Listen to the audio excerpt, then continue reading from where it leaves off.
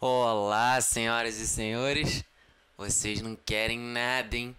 Então, pessoal, estamos aqui hoje nesse resumão pro Enem. Galera, esse resumão é diferente de qualquer outro resumão que você vai achar aí na internet. É um resumão que a gente vai trabalhar com as fórmulas da física, vai trabalhar a teoria, os conceitos por trás de cada fórmula, todas. Nós vamos trabalhar todas as fórmulas de física. Vamos fazer pelo menos um exercício de cada tópico.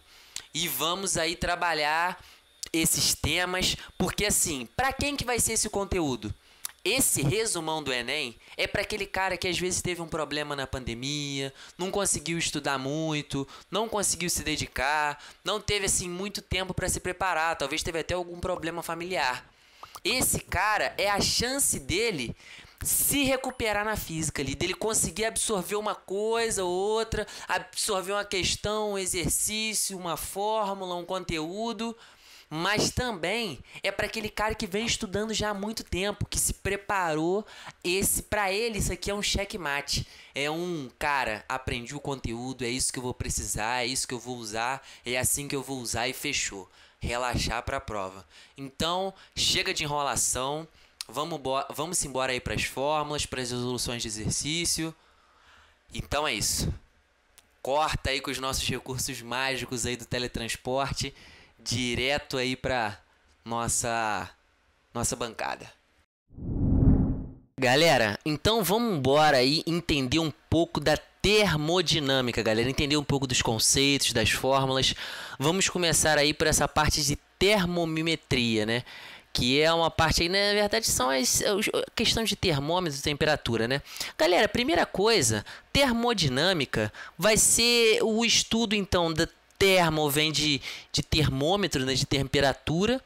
E dinâmica vem de movimento, né? Então a gente vai estar medindo o movimento da temperatura. Meio louco de pensar isso, né? Mas na verdade, a temperatura ela é definida pelo grau de agitação das moléculas. Quanto mais rápido mexe, mais quente. Quanto mais devagar mexe, mais frio. Então faz todo sentido, né? Abriu minha mente. Vamos lá, galera. Escalas termométricas. A gente vai ter aí que o zero Celsius vai ser igual a 32 Fahrenheit e 100 Celsius vai ser igual a 212 Fahrenheit também. Nossa, estava enxergando outra coisa ali. Aí, na escala Kelvin, menos 273 kelvins é igual a 0 Kelvin. E 0 Kelvin é igual a 200, e 0 Celsius é igual a 273 Fahrenheit. Então, galera, basicamente o que vocês têm que ter mais em mente aí é essa formulinha aqui, né? Para passar a temperatura de Celsius para Kelvin. Então, para passar a temperatura de Celsius para Kelvin, vai ser temperatura em Kelvin mais 273. Essa aqui é a fórmula que a gente mais vai usar, beleza? É claro que as outras conversões a gente também usa, mas essa é a que mais vai acontecer, que éessazinha que está escrita aqui embaixo, beleza? Mas aí tá todas as outras conversões também, né? De Celsius para Fahrenheit, de Fahrenheit para Celsius, de Kelvin para Celsius, e galera, não tem jeito. Tem que, aqui é um pouco de decoreba mesmo. Mas assim, não tenta ficar lendo e decorando, cara. Vai fazendo exercícios e a partir dos exercícios essas coisas vão acabar fixando na sua mente, entendeu? Então, assim, escalas termométricas, galera, não tem mais muito o que dizer, né? Em questão, assim, teórica, de fórmula e tal, não tem mais muito o que a gente dizer. Mas alguns destaques, né? Que o zero... O zero em Kelvin, vou até escrever aqui. O zero em Kelvin, ele é o que a gente chama aí de zero absoluto. É a temperatura mais baixa que a gente tem no universo. Pelo menos que se sabe, né? Já o 0 Celsius não, né? Ele vem bem para menos do que isso. E aí outro destaque interessante também é que a temperatura do 0 Celsius é uma escala que foi montada a partir da temperatura da água. Então 0 Celsius já é o zero lá da água, quando ela está passando, né, do estado líquido para o sólido. Aí a gente tem o 100 graus Celsius, que é o estado de ebulição da água. Então, enfim, ele acaba tendo um pouco dessa relação aí, beleza, galera? Mas assim, eu não vou ficar falando muita coisa aqui não, porque senão vai parecer que tem muita coisa aqui, quando na verdade não tem, galera. Isso aqui é bem tranquilo. Então, é isso. Então agora, galera, a gente vai aqui para a parte de calorimetria, parte aí também importantíssima na termodinâmica, no qual a gente tem aí essas fórmulas aqui, né, são as principais aí, que é de calor sensível e calor latente. Galera, vale lembrar aí que esse calor aí, esse calor Q, ele vai ser medido em joule ou calorias, beleza? E aí a gente tem de novo ali também, o M você já sabe, né, galera, quilograma. E a gente tem aquele C ali, de calor específico, que ele vai ser medido por caloria dividido por grama e aqui grama graus Celsius, beleza? Essa aí vai ser as nossas, assim por dizer, novas unidades de medida, beleza? Então basicamente é isso. Depois a gente tem esse QML aqui, né? Que na verdade vai ser o calor de troca de estado, né? Esse carinha aqui, ó, ele vai ser o calor na troca de estado, que no caso esse M vai ser a massa e o Q é a quantidade de calor. Então não tem muito mais o que dizer, mas galera, aqui vale ressaltar que essas fórmulas elas são utilizadas muito juntas. Por exemplo, você tem um sistema que você tem um café, um líquido muito quente, uma água, vapor, e aí o cara joga uma pedra de gelo e depois tira. Galera, a quantidade de coisa que aconteceu aqui, pensando numa perspectiva termodinâmica, é ampla demais. Antes de você jogar ali, você tinha um calor específico do gelo, você tinha ali também na água um calor latente, e aí quando você jogou ali, aquele gelo derreteu e passou a estar junto da água, então eles se misturaram. Cada material vai ter uma capacidade térmica diferente. Isso a gente consegue perceber claramente, né? Eu boto uma água para gelar na geladeira numa garrafa de alumínio e eu coloco para gelar na geladeira numa garrafa de plástico. A de alumínio ela vai gelar muito mais rápido, por causa que o alumínio ele tem essa propriedade, né, de conseguir gelar as coisas mais rápido e tudo mais. Ele tem essa propriedade aí, se a gente pode chamar química, né, ou termodinâmica. Então, galera, basicamente a gente tem que ter essa noção que, na verdade, vai acontecer isso aqui, né? A busca ali sempre do equilíbrio térmico. Então, o somatório da quantidade de calor vai ser igual a Q1 mais Q2 mais Q3, e isso aqui é coisinha que cai muito no Enem, beleza? Fluxo de calor, galera, não é algo que cai muito, mas também não é muito complexo, né? Você vai ter a quantidade de calor sobre um intervalo de tempo, beleza? A condução acontece quando o calor se propaga através de um meio condutor térmico, e essas definições aqui, elas são fundamentais. O Enem cobra muito isso em questão de múltipla escolha. Às vezes ele coloca uma questão de múltipla escolha, duas respostas iguais. A diferença é que num ele usou condução e na outra ele usou irradiação. E aí, se você não sabe que a condução acontece quando o calor se propaga através de um condutor, e na irradiação é a propagação de energia térmica que não necessita de um meio material para acontecer, pois o calor propaga através de ondas eletromagnéticas, você erra a questão.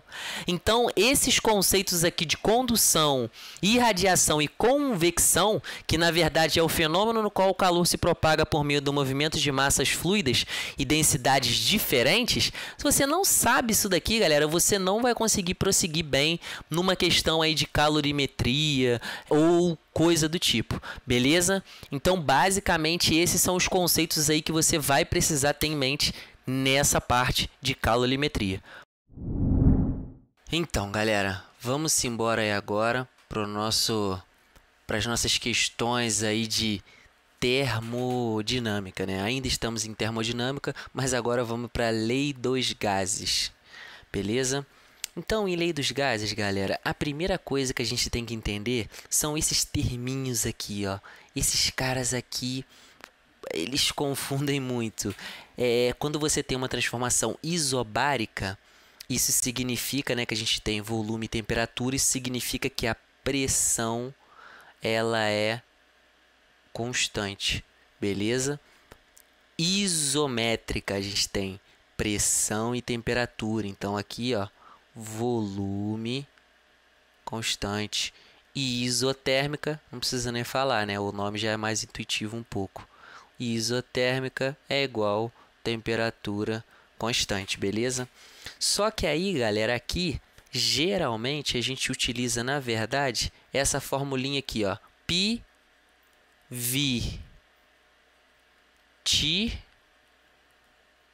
E aí agora poderia ser aqui. Aí agora aqui no caso é pó, vó, tó. Que no caso é a formulinha de pi, vi, ti, pó, vó, tó. Aqui na verdade poderia ser um P0, V0, T0. É indiferente. O importante é você entender que esse cara é igual a esse cara. Que na verdade é igual a nossa constante aí, NR. Beleza? Então, basicamente, a gente tem que entender essa relação fundamental aqui. A gente entendendo isso aqui, galera, a gente já praticamente entendeu tudo aí no que diz respeito a transformações, nessas questões aí, né, de transformações em termodinâmica, lei dos gases. Beleza? Aí, depois disso, galera, a gente vai ter aqui, ó, as nossas famosas aí, ó. Ó, vamos lá. A gente vai ter a nossa famosa equação de Laperon, né? Que vai ser o nosso PV-NRT. E aí, galera, aqui desse PV e NRT, a gente tem que entender uma relação muito importante, que é esse N aqui, ó. Esse Nzinho, galera, na verdade é esse N aqui de baixo, que é o número de mols.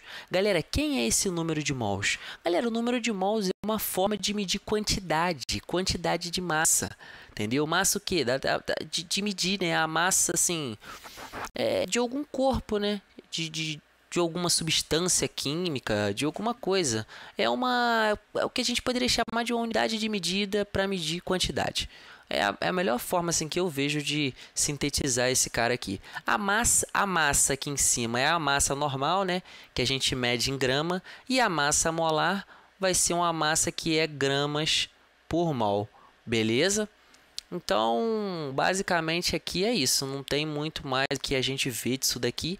Aí você só substitui, né, esse cara aqui, e aí você encontra a questão. Assim, esse tipo de questão que costuma sempre cair no Enem também, é uma questãozinha tranquilinha de fazer. As unidades de medida são todas tranquilas aí, né, você mede em kelvins ou Celsius, eu recomendo sempre passar para Kelvin, mesmo que tiver em Celsius, converter para Kelvin. Pressão, mede em ATM ou mede em Pascal. Aí você tem que ver lá quem o problema te deu para você usar. E dificilmente você vai precisar converter esses caras, tá? Converter de Pascal para ATM ou coisa do tipo. Beleza, galera? E aí aqui tem até a lei dos gases perfeitas, né? Que foi aquela que eu escrevi lá em cima. Beleza? Então, assim, não tem muito mais o que acrescentar. As fórmulas aqui são bem tranquilas. Acho que dá para desenrolar de boa aí, entendendo a questão principal, que são essas relações, né? De converter um cara para um lado, um cara para o outro e tudo. Então, assim, não tem muito mais o que eu acrescentar aqui para vocês, não. Beleza? Então é isso. Galera, então vamos embora aí para poder estudar um pouco da termodinâmica de fato, né? Porque até agora todas as outras questões que a gente viu aí no canal foram de lei dos gases e tudo, mas não tratava propriamente do movimento das moléculas ali se agitando e tudo mais. Então aqui, por exemplo, a energia interna de um sistema, né, o U, vai ser dado por 3 meios de nRT. Essa aqui poderia ser aí a nossa equação geral, né, se a gente quiser pensar assim. E esse cara aqui, ó, já é uma variação, porque lembra, se PV é igual a nRT, então eu posso usar na mesma equação ou nRT ou PV. Depende de quais valores o problema está dando para a gente, entendeu? E a gente pode ter aqui também, ó, que a variação da energia interna vai ser igual à variação da temperatura, né? Vezes meio de nRT. Então, até aqui tranquilo também, só variação das fórmulas. E aí, é claro, galera, essas variações nas fórmulas aqui, elas acontecem por causa dos enunciados, né? Aqui a gente está tentando ver todas as fórmulas mesmo, assim, todas as generalizações possíveis para cada tipo de enunciado, para cada tipo de questão específica. Mas aqui você poderia tentar pensar uma fórmula geral, concorda? Porque se nRT é igual a PV, então tanto faz eu usar esse ou aquele. Enfim, acho que vocês pegaram o lance, né? Agora vamos ver a questão de trabalho de um gás. O trabalho de um gás sob pressão vai ser que o trabalho é igual a pressão vezes a variação do volume.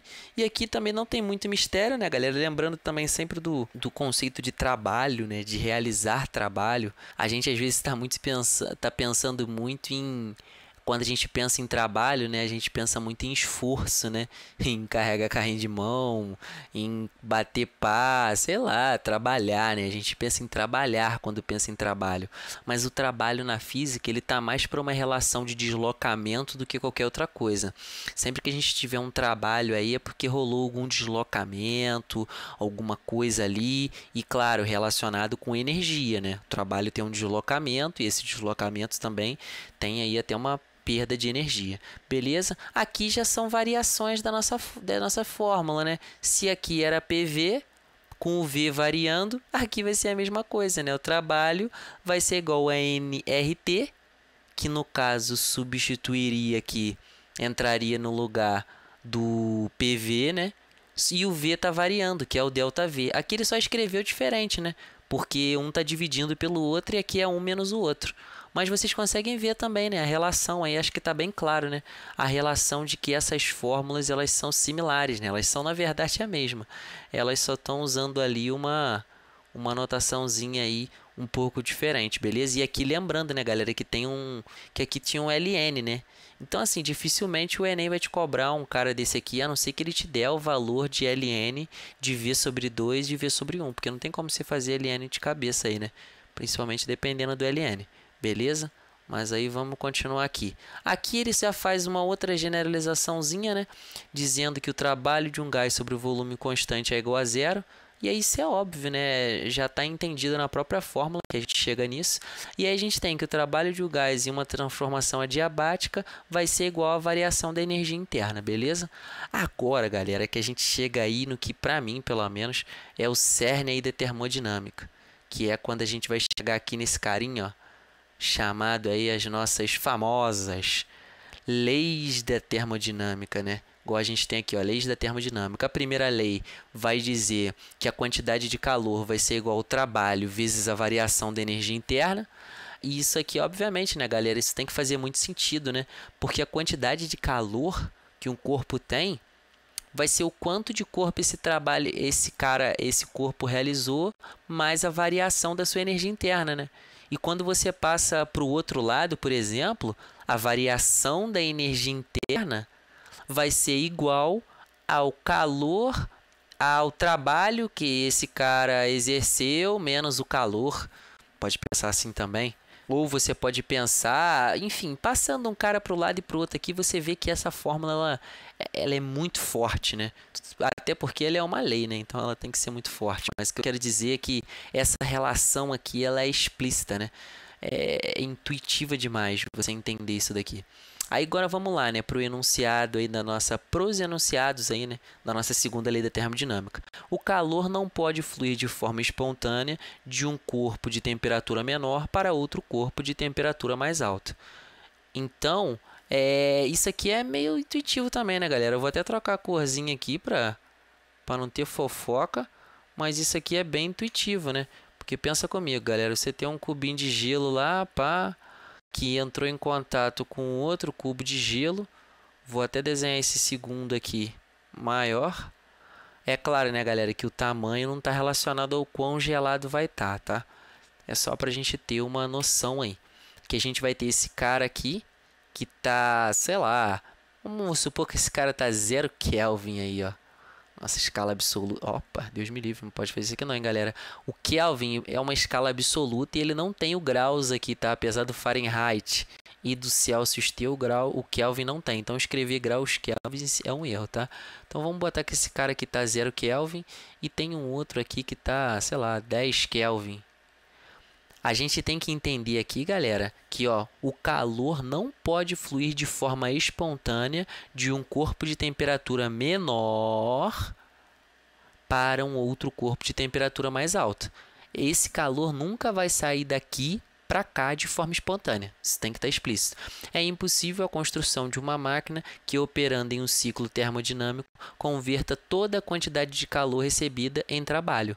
Então isso é óbvio, né? Todo o motor ele tem perda de energia no caminho, né? Basta você pensar em, sei lá, um caminhão a diesel, ele solta aquela fumaceira danada ali no cano dele ali. Aquela fumaceira ali é explícito, né, galera, que aquilo ali está sendo uma perda de energia. E não é a única, tem várias outras formas de perder energia num caminhão, num carro ou em qualquer máquina operando em um ciclo termodinâmico. Beleza? Isso tem que estar óbvio. E a entropia não pode diminuir em um sistema fechado. Galera, essa questão aqui de entropia, dificilmente isso aqui cai no Enem, tá? Eu não sei nem se isso aqui chega a ser tópico de Enem e tudo. Mas a entropia, basicamente, galera, ela está ligada ao grau de desordem de um sistema, né?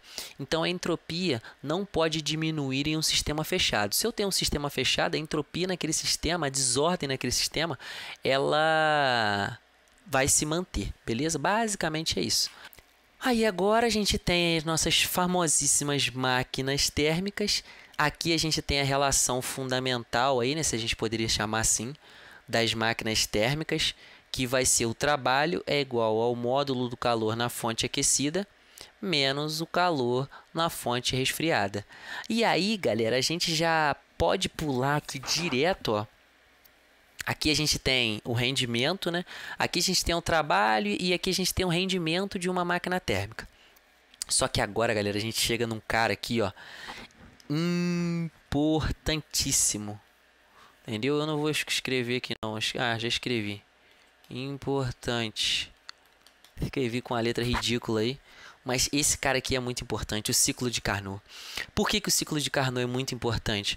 Porque ele é um ciclo, galera, que a gente idealiza ele, né? Um ciclo que funciona de forma ideal, se assim a gente pode chamar. E aí ele acaba se tornando muito importante para a física, principalmente no ensino médio, na universidade, onde a gente está querendo entender o modelo, né?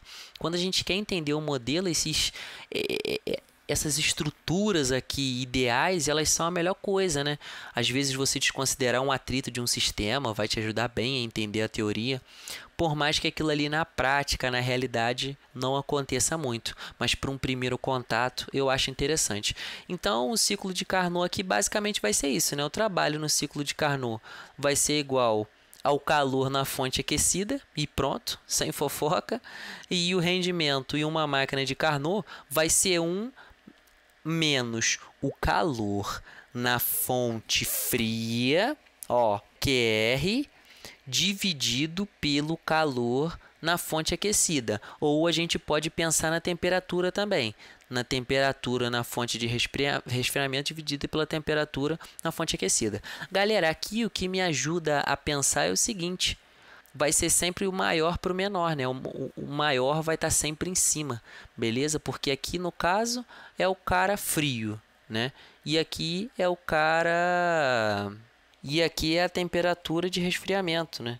Então, enfim, pelo menos para mim pensar assim me ajuda a entender melhor essas fórmulas, beleza? Então basicamente é isso nessas fórmulas aqui.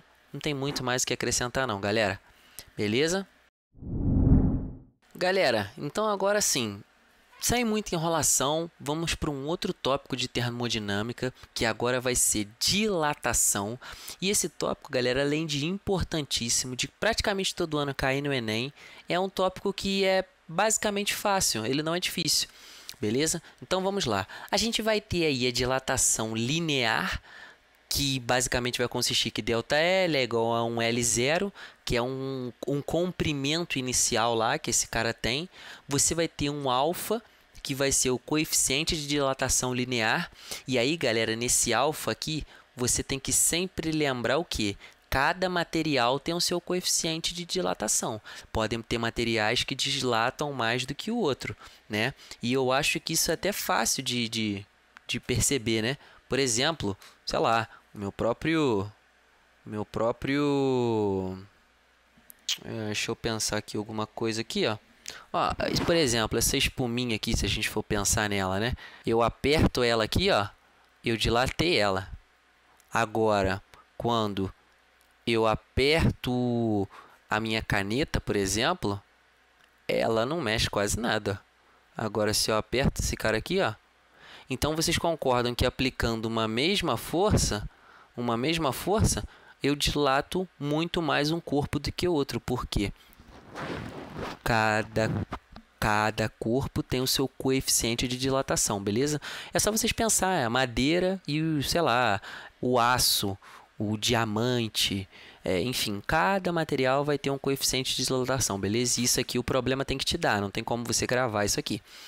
E aí o delta, aqui é a variação de quem? Variação da temperatura, beleza?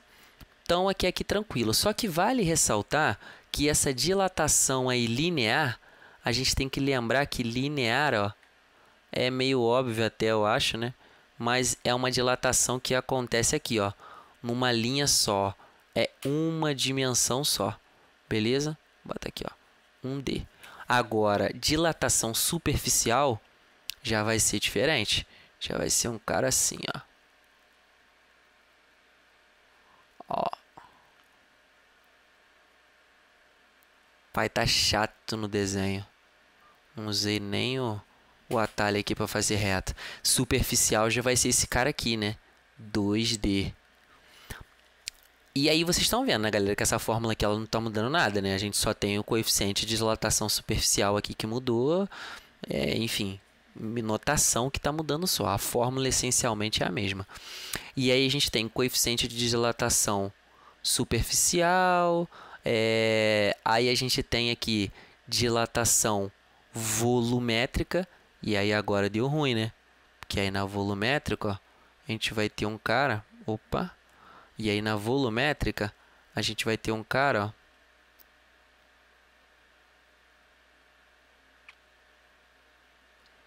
Vamos ver se sai aqui, né? Vamos ver se sai. Vamos ver se sai. Ah, galera, pelo amor de Deus, isso aqui tá perfeito. Very nice to meet. Isso aqui tá muito bom. Então, esse cara aqui, ó, vai ser quem? Vai ser a nossa dilatação em 3 dimensões. Beleza? Uma dilatação aí 3D. E aí, é claro, né? A gente vai ter a nossa relação aqui, ó. Que, se eu não me engano, essa letra aqui é lambda. Acho que é lambda.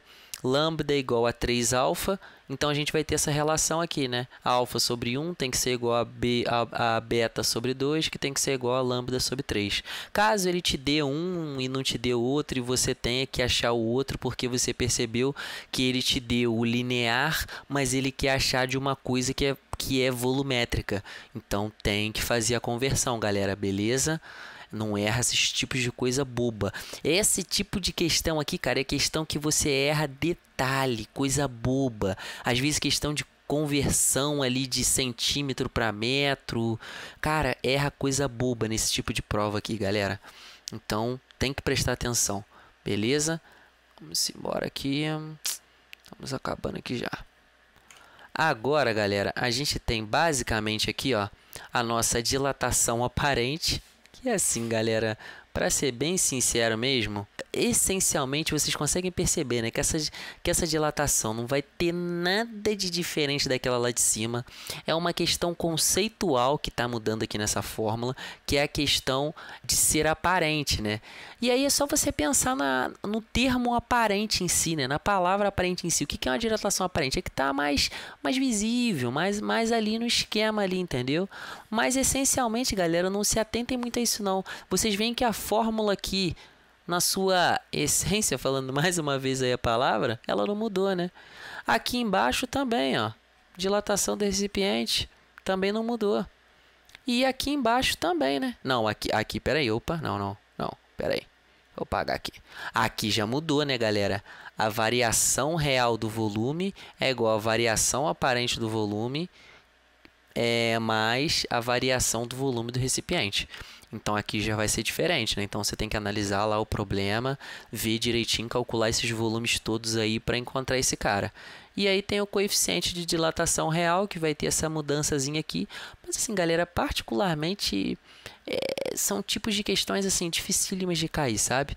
Atentem-se mais àquele primeiro grupo de fórmulas ali que a gente viu, porque eles são de fato quem provavelmente vai estar lá no nosso Sancto Enem, beleza? Então foca nesses 3 carinhas aí, beleza? Galera, tamo aqui. Esse foi o nosso resumão pro Enem. Espero que você tenha gostado. Espero que ele tenha te ajudado de alguma forma. Se teve alguma dúvida, deixa aí nos comentários. Não entendeu alguma coisa? Deixa aí. Tem alguma questão que não tá conseguindo fazer? Deixa nos comentários também. Vamos interagir aí embaixo, trocar uma ideia, que a minha intenção vai ser sempre te ajudar, beleza? Qualquer coisa, me procura lá no Instagram. Se você quiser algum desses resuminhos aí que eu fiz, se você quiser essas fórmulas e tudo, me procura lá no Instagram que eu te mando tudo lá, beleza? Vamos embora aí. Se isso serviu de alguma coisa pra você, se te ajudou, deixa seu like, cara. Se inscreve aí no canal e ative o sininho pra receber mais conteúdo de Enem, mais conteúdo interessante aí de física, beleza? Valeu! Falou!